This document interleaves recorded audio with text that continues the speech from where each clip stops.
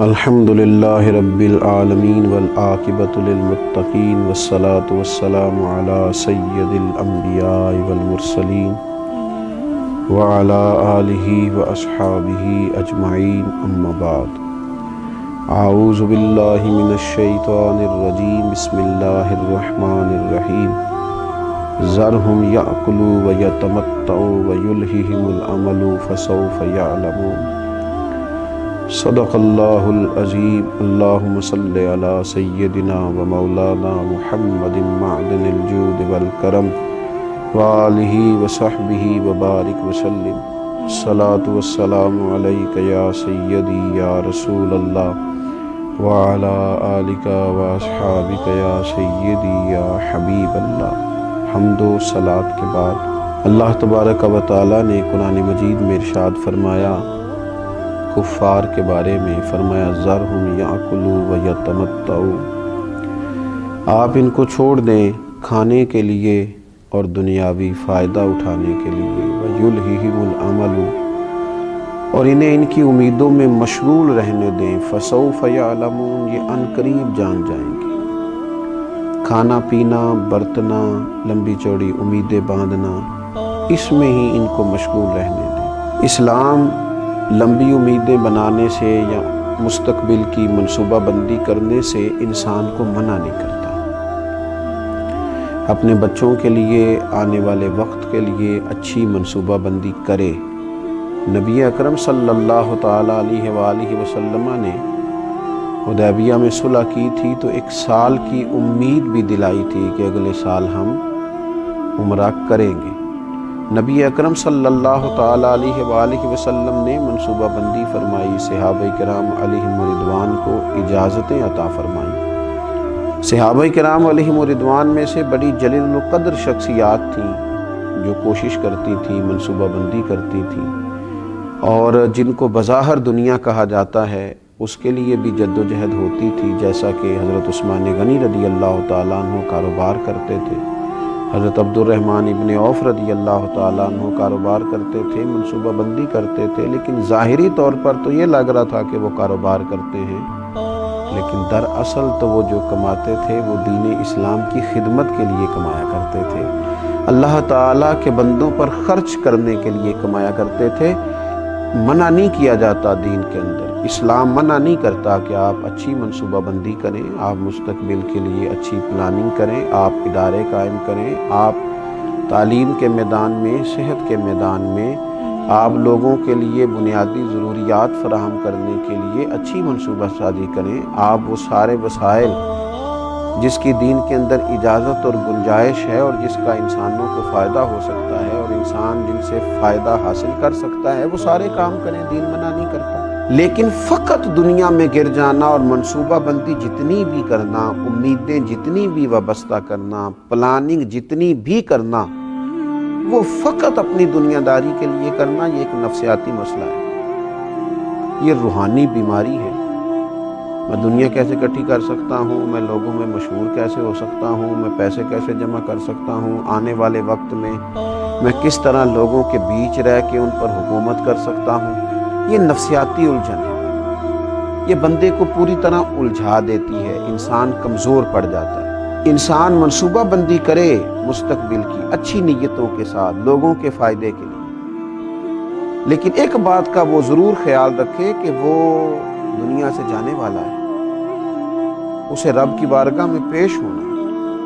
اسے کچھ منصوبہ بندی، کچھ کوششیں، کچھ کاوشیں اپنی قبر کے لیے، اپنی آخرت کے لیے، قیامت کے امتحان کے لیے، اللہ تعالیٰ کی بارگاہ میں کھڑے ہونے کے لیے بھی کرنی چاہیے۔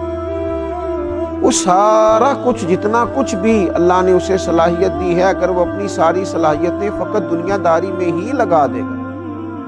اور سارے کام صرف اور صرف اپنی چند روزہ عارضی زندگی ہی کے لیے کرے گا تو یہ مومن کی شان نہیں، یہ مومن کا مزاج نہیں، یہ رسول اللہ صلی اللہ تعالیٰ علیہ وآلہ وسلم کا دیا ہوا پیغام محبت نہیں۔ تو لمبی لمبی امیدیں لگا لینا، لمبا پروگرام کرنا، صرف دنیا داری کے لیے ہی سارے لمبے منصوبے بنانا، دین نے اس کو پسند نہیں کیا۔ میرے نبی اکرم صلی اللہ تعالیٰ علیہ وآلہ وسلم نے فرمایا 4 چیزیں بدبختی کی علامت ہیں۔ ایک تو فرمایا کہ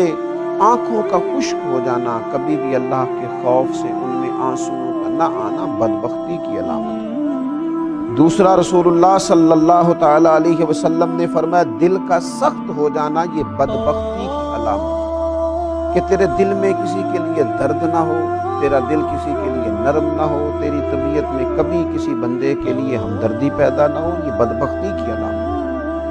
اور تیسرے نمبر پر نبی پاک صلی اللہ تعالی علیہ وسلم نے فرمایا دنیا کی ہرس میں لگ جانا، لالچ پیدا کر لینا، ہوس پیدا کر لینا، میں کیسے کو زیادہ سے زیادہ مال اکٹھا کر سکتا ہوں، یہ بدبختی کی علامت ہے۔ کہ دیکھیے یہ کس طرح کے روحانی امراض ہیں جو بندوں کو جکڑ لیتے ہیں اور ان کی روحانی زندگی کو برباد کرتے ہیں۔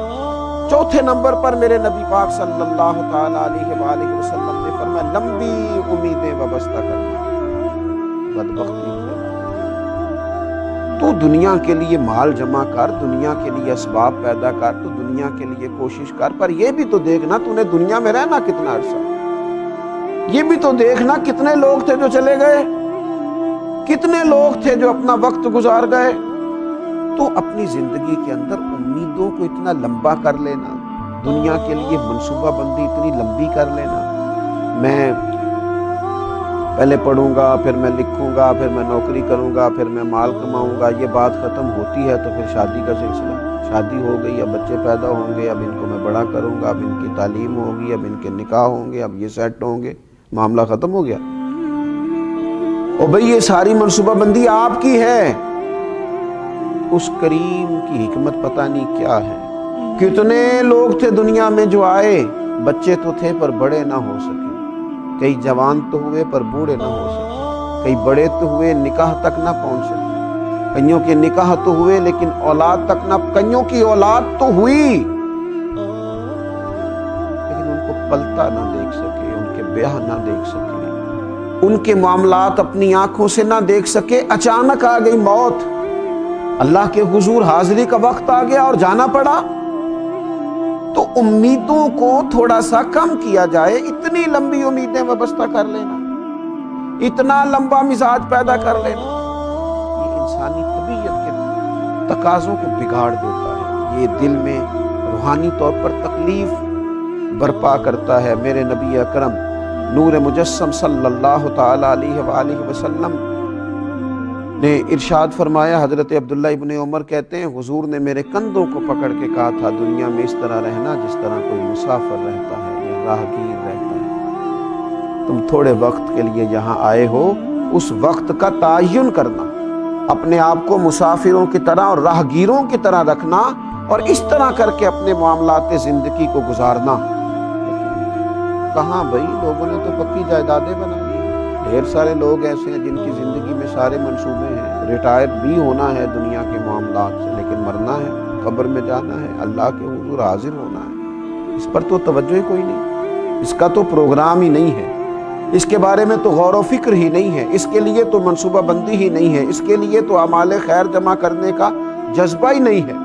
ام ولید بنت عمر بیان کرتی ہیں، ایک دن نہ نبی اکرم صلی اللہ تعالی علیہ وسلم تشریف لائے اور فرمایا اے لوگو، کیا تم حیا نہیں کرتے؟ مسلمانوں نے کہا یا رسول اللہ صلی اللہ تعالی علیہ وسلم کس چیز سے؟ تو آپ نے فرمایا تم ان چیزوں کو جمع کرتے ہو جن کو کھا نہیں سکتے، اور ارشاد فرمایا ان مکانوں کو بناتے ہو جن میں تم رہ نہیں سکتے، اور حضور علیہ الصلوۃ والسلام نے فرمایا ان چیزوں کی امید رکھتے ہو جن کو تم پا نہیں سکتے۔ کیا تم حیا نہیں کرتے؟ کیا تم غور نہیں کرتے؟ تم ایسی چیزوں کو بناتے ہو کہ تمہارا حصول ہی ممکن نہیں، تم وہاں تک جا ہی نہیں سکو گے۔ اپنی زندگی کے اندر کچھ امیدوں کو کم کیا جائے، کچھ تھوڑی سی تیاری بھی کی جائے، کچھ جانے کا بھی پروگرام بنایا جائے۔ اللہ کے رسول صلی اللہ تعالی علیہ وآلہ وسلم نے جب حضرت عمر رضی اللہ تعالیٰ عنہ حضور کو دیکھ کے رو پڑے نا کہ موٹے بان کی چارپائی ہے اور پھر آپ کے مقدس جسم اکتہر پر اس کے نشان بھی پڑ گئے، تو حضور علیہ الصلوۃ والسلام نے فرمایا تو عمر ہم دنیا میں تھوڑی دیر کے لیے آئے، کیا تم پسند نہیں کرتے کہ یہاں ہم تھوڑی تکلیف برداشت کریں اور آخرت کی ساری سعادتیں اللہ ہمیں ہی عطا فرمائے؟ تو تھوڑا سا اپنی دنیا داری کے معاملات میں امیدوں کو کم رکھنا، یہ ذرا روحانیت کو مضبوط کرتا ہے۔ انسان مضبوط ہو جاتا ہے ذہنی طور پر، فکری طور پر، اور تھوڑا سا نا ذہن کو آسودہ کر لیتا ہے اگر یہ ذہن بن جائے، ورنہ ساری عمر بڑھاپے تک مال کی ہرس ہوس اور پیسہ جمع کرنا اور جناب لمبی امیدیں وابستہ کرنا، اور میں یہ کروں اور مجھے یہ مل جائے اور یہ چیز بھی کبھی میری ہو جائے اور یہ چیز بھی کبھی میرے ہاتھ آ جائے، یہ پھر بڑھاپے تک چلتا ہے۔ رسول اللہ صلی اللہ تعالیٰ علیہ وسلم نے ارشاد فرمایا کہ بوڑھے آدمی کا دل دو چیزوں میں ہمیشہ جوان رہتا ہے۔ عمر بڑھاپے کو پہنچ گئی، بڑھاپا آ گیا، یہ صحیح بخاری میں موجود ہے، مسلم میں موجود ہے، بوڑھے کا دل بھی دو چیزوں میں توانا رہتا ہے، جوان رہتا ہے، شباب پہ رہتا ہے۔ حضور کون سی؟ فرمایا ایک دنیا کی محبت، ایک لمبی امید۔ آپ دیکھ لیجئے کہ لوگ دوائیاں تو کھاتے رہتے ہیں، علاج تو کراتے رہتے ہیں، یہ نہیں سوچتے کہ یہ جانے کا بھی تو وقت ہے نا، پھل بھی تو پک گیا ہے نا، اب کسی وقت وہ بلا بھی تو لے گا نا، اس کے حضور حاضر بھی تو ہونا۔ اس کا یہ مطلب نہیں کہ علاج نہ کرایا جائے، ضرور کرایا جائے، لیکن جینے کی اتنی ہرس، اتنی ہوس نہ پیدا کی جائے،